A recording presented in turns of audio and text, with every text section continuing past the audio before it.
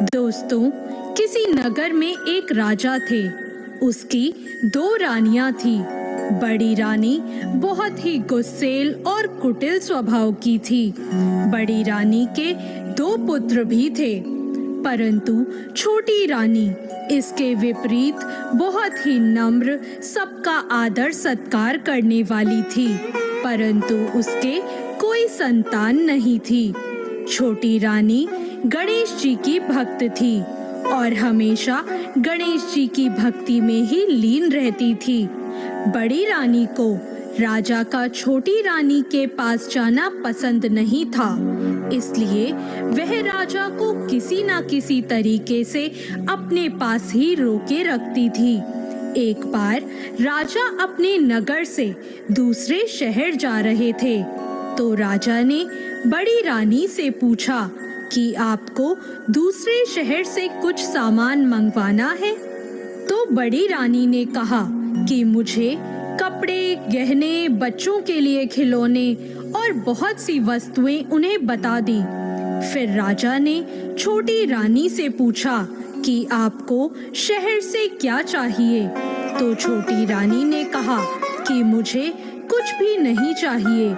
जब मंत्री को इस बात का पता चला, तो मंत्री ने राजा से कहा कि छोटी रानी अपने लिए कभी भी कुछ नहीं मांगती हैं, तो क्यों ना हम उनके लिए गणेश जी की एक प्रतिमा ले आएं। राजा यह सुनकर खुश हो गए। अब राजा शहर के लिए रवाना हो गए और वहां से वापस आने से पहले बड़ी रानी का बताया हुआ सारा सामान खरीद लाए। रास्ते में वापस आते हुए उन्होंने मंत्री से कहा कि वो छोटी रानी के लिए प्रतिमा लाना तो भूल ही गए हैं। तभी उन्होंने थोड़ा आगे चलते हुए देखा कि एक आदमी सड़क के किनारे सभी देवी देवताओं की मूर्तियां बेच रहा था। मंत्री ने छोटी रानी के लिए एक सुंदर सी गणेश जी की प्रतिमा ले ली। महल में पहुंचकर राजा ने बड़ी रानी को उनकी मंगाई सारी चीजें दे दी।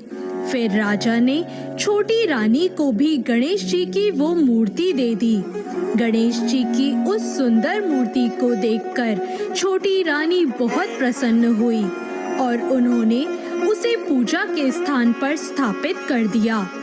उस प्रतिमा के महल में आते ही राजा को शुभ समाचार मिलने लगे। राजा के पड़ोसी राज्य से चल रही बहुत समय की लड़ाई में राजा की जीत हुई। राजा को समाचार मिला कि राजा के राज्य में पानी की समस्याएं भी दूर हो गई हैं और सारे जलाशय, कुएं, बावड़ी भी भर गए हैं।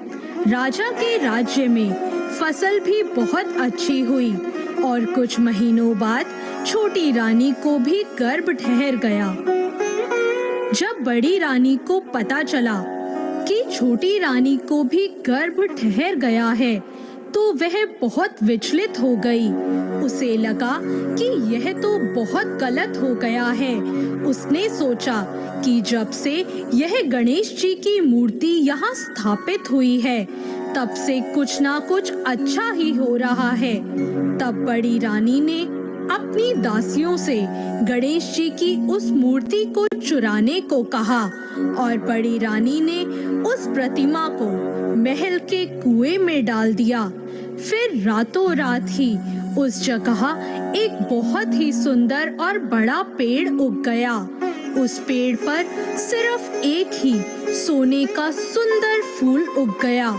सुबह उठकर जब सबने उस वृक्ष को और उस सोने के फूल को देखा, तो सब हैरान रह गए। सब उस फूल को लेना चाह रहे थे, पर वह फूल किसी के हाथ नहीं आ रहा था। बड़ी रानी भी वहां आई, राजा भी आए, फूल फिर भी किसी के हाथ नहीं आया। फिर सबने छोटी रानी को बुलाने को कहा। छोटी रानी को भी वहां बुलाया गया।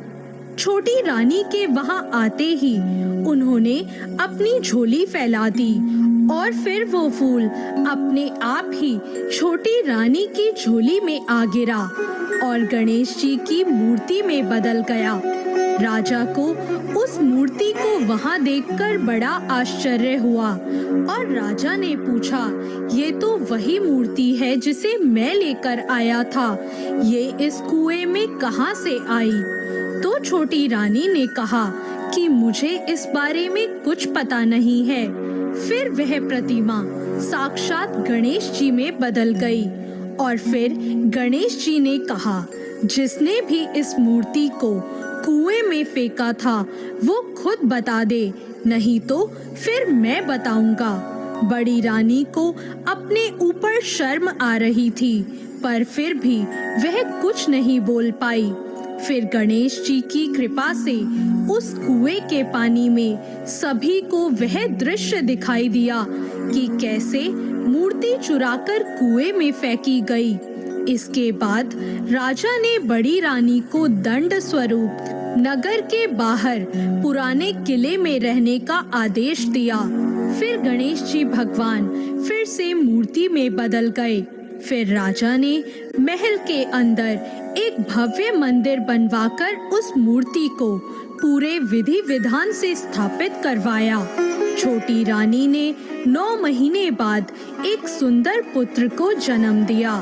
उसके बाद सारा नगर बुधवार का व्रत करने लगा।